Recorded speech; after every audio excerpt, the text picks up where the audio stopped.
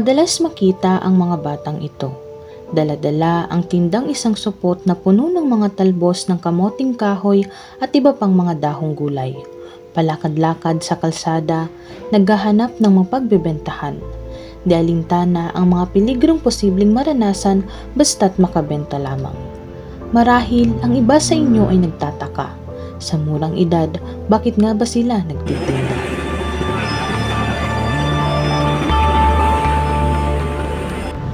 Sa pamilihan o tinatawag na commercial center ng MSU Marawi City, madalas matagpuan ang mga batang vegetable vendor. Sa barangay na ito sila matatagpuan.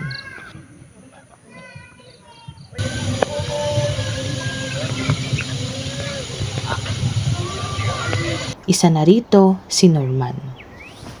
Ano yung ngaran ka? Norman. Pero idig ka.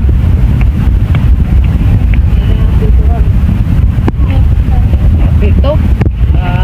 Tunay di nga di ka pagpunda. Tunay ka pa sa komsa.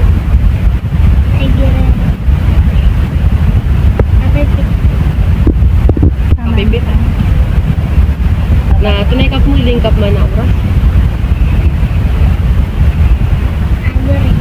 Maguray po. Ngayon ka ama pamasa so di nga tindagan or igira sa pamasa na pwede ko. Na pero igira pubas nga igira di ka rin doon. Gumagatusan ka. Kung ano to kuano. Igira buo.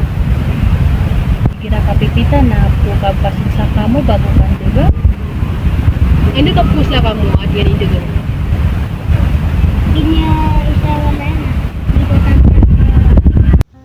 Matirik at madulas ang daanan na nilalakad nila paakyat sa hardin na kanilang kinukuhanan ng gulay. Maaga pa lang, gumigising na si Norman upang kumuha ng gulay na kanyang ititinda. Madalas kasama niya ang kanyang kaibigan na si Simon. Tulad ni Norman, nagbebenta rin si Simon ng gulay.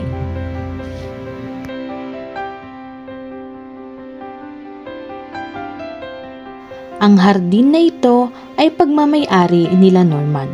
Ito rin ang madalas na tumutulong sa kanila upang may pang-ulam sila sa pang-araw-araw.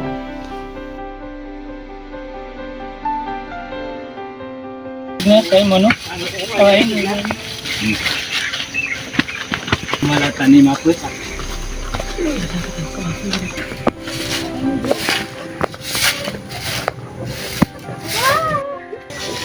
May sumapuro dan. Why pabilay ka atakan? Taro.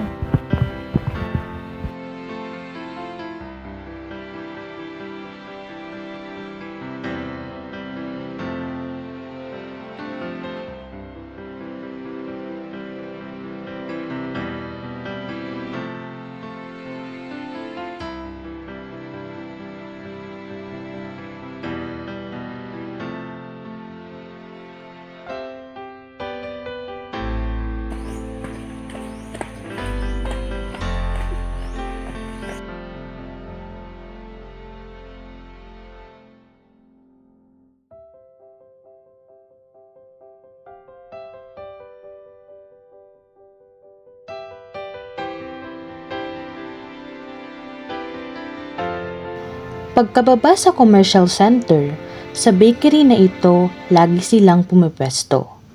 Naghihintay na may bumili ng kanilang paninda at kung hindi naman ay naglilibot sila sa buong pamilihan upang makabenta lamang. Galing na ano mga customer ka na tunay mga kuwaneran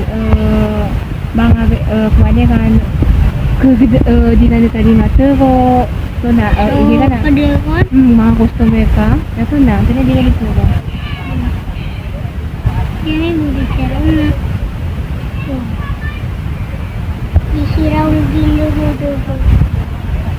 nabasiran marangit so mga customer ka mga dami dito bensin kairan langon kami to like nabakairan bungot damal di nagpapauan kairan mga customer, mga teacher.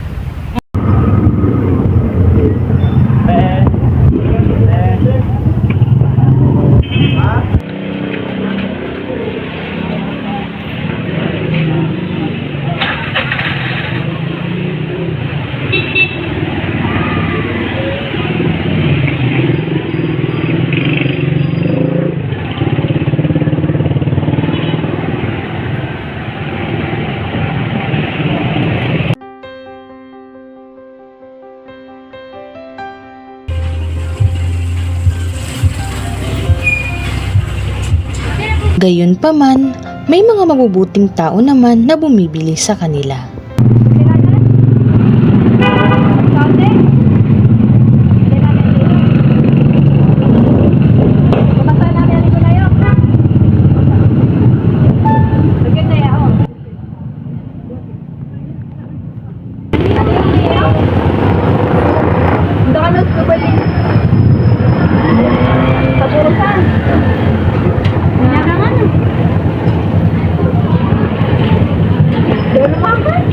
Ay, pwede mo dyan ang sapaan niyo. O, tutug-tugog. Sige ka na. Yan sa naman na ngayon, no? May nakabawa na Pag nabili na ang kanilang gulay, umuuwi na sila upang kumuha ulit ng panibagong ititinda. Minsan ay naglalaro na lamang sila. Ayon kay Norman, hindi sila pinipilit ng kanilang magulang na magbenta. Ito'y kanilang pagkukusa upang makatulong o di naman Ino ka din dago. upang may pambili sila ng kanilang personal na Para pangangailangan. Sige na doon, may kumapangin. Kaya may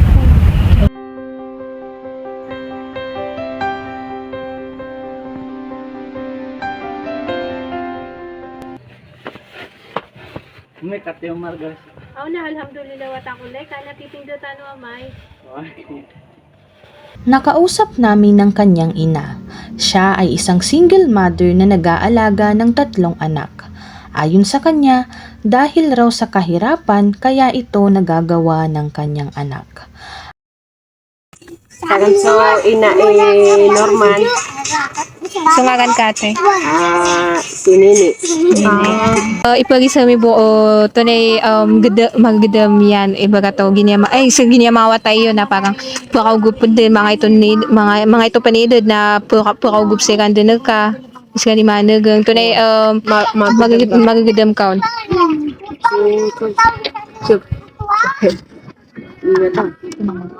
So sa akin noon. Na niya karagdi sa ginawa ta guys. Okay lang ate. Siyempre. Sa ginawa ta na karagdi na mabualaw ko siya. Pure din. Oy ba. Tapi gitu buat kiarong bakit sa dito isaw na miya sa sa gatin ko ginawa ta na. Hindi makatugil ka benar ko na mayroon nang nambang kami rap suporta. Ano ba piyala ka na dito? Hindi na direk ni may. Sige parnap tayo rawat. No. Yun tanto mo kumasakit na dito. Why? Nga, ang amang gede-gede gini nila gede nila wata na pubay ang kasagi na mga karsado. Pure. Nga, ito di ba kasi bar ka dito yung tulis ko ka. Dito. Buat tapos sa ginawa ta. Stay. Mama Tumiri ako kung sa mga pangilabog ka ko Oh. Jadi ko makapangilabog ka di kurang tunggap na gila. May ito, nanda pa karita. Ano to na? Perita nyo na di niya kita yung gira-gira minipikirita na sumanak na sakit tubig. Ah. Piso ako na Ama dun, kasunod. yun. Kuwan, hindi. Giraan din na. Oh. Ba't ka na giraan din na suba. Asabar. Kita siya mapangilay barat na tikin napangutang ako pilikan. Oh. Ang inubo kayo ng wala. Tigira na. Barat na pangutang ako siya. Tigira na ako. Yun. Naburo na yung may kapagilingira na walang-wala. Namiya sakit-sakit sa ginawa. Pure na. Dito to ko ng swata. Why? Pero, bapiya maragin. After isa ka ng katigil ng pinatito ko gira. Oh, begitu. Nadi kisirang kapangalimuan. Nati kontrol lang sila kapakwa sa kang ganira. Diti kuan. Ika pakatigtigir. Tadi ka di kiyo. Dali. Pero grip ko. Noong una ay nag-aaral pa si Norman, ngunit dahil sa hirap ng buhay, hindi na siya nakatapos ng grade 2.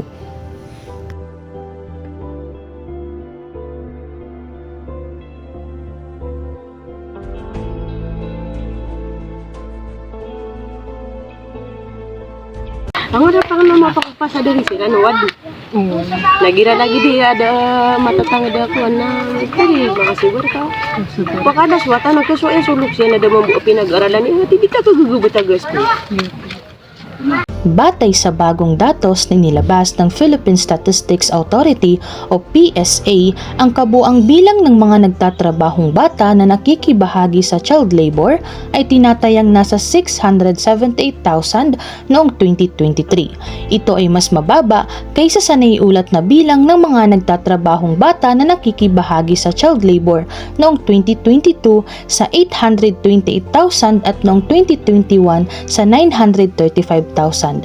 Sa mga tuntunin ng proporsyon, 62.0% ng kabuang bilang ng mga nagtatrabahong bata noong 2023. Mas mataas ito sa tinansyang proporsyon ng mga batang nagtatrabaho nagsasagawa ng child labor noong 2022 sa 56.0%, ngunit mas mababa kaysa sa proporsyon ng mga batang nagtatrabaho na nagsasagawa ng child labor noong 2021 na tinatayang 68.4%. Gayunpaman, kahit na bumaba ang bilang ngayong 2024, hindi pa rin mawawala ang katotohanan na hanggang ngayon, dahil sa kahirapan, marami pa ring mga batang kumakayod at nagtatrabaho upang may maipambili at makain sa pang-araw-araw.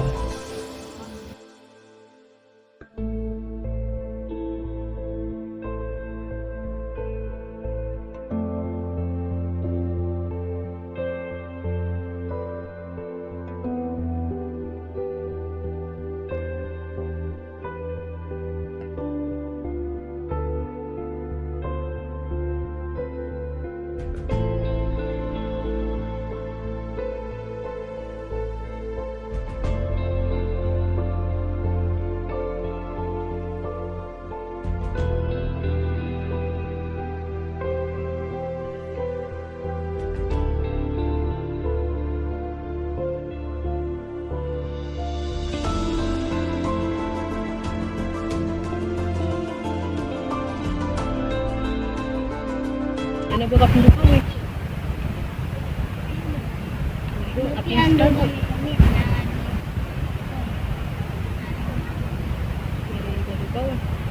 Abias ka ba? Abias ka ba din daga?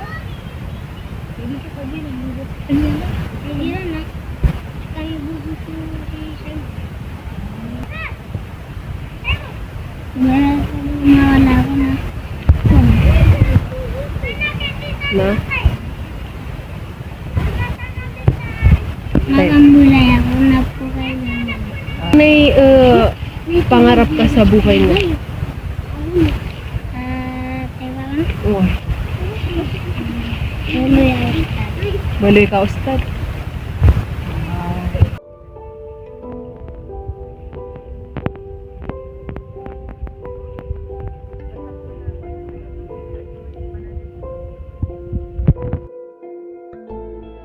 Ang sitwasyon na nararanasan ni Norman at ng iba pang mga batang katulad niya ay isang matinding katotohanan at problema ng ating bansa.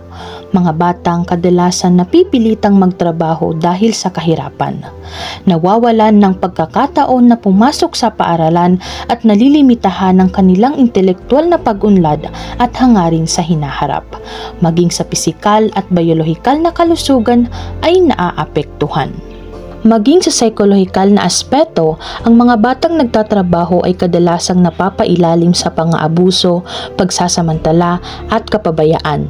Maaari itong humantong sa trauma, pagkabalisa, depresyon at iba pang mga isyu sa kalusugan ng isip ng bata. Hindi natin alam kung ano ang nangyayari sa kanila sa kalsada. Sa pangkalahatan, ang child labor ay isang pandaigdigang isyu na nangangailangan ng pandaigdigang solusyon. Sa pamamagitan ng pagtutulungan, masisira natin ang siklo ng pagsasamantala at matiyak na ang bawat bata ay may pagkakataon na maabot ang kanilang buong potensyal.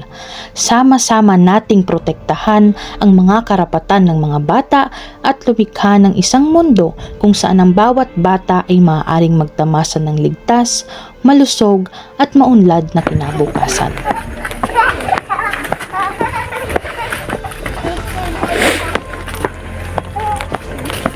Para kay Norman at sa iba pang mga batang katulad niya, hindi pa huli ang lahat. Huwag iasa at idepende sa kanilang mga kamay ang kanilang kapalaran. Bagkus, ito ay nakadepende sa kanilang pamilya, sa kapaligiran at maging sa komunidad.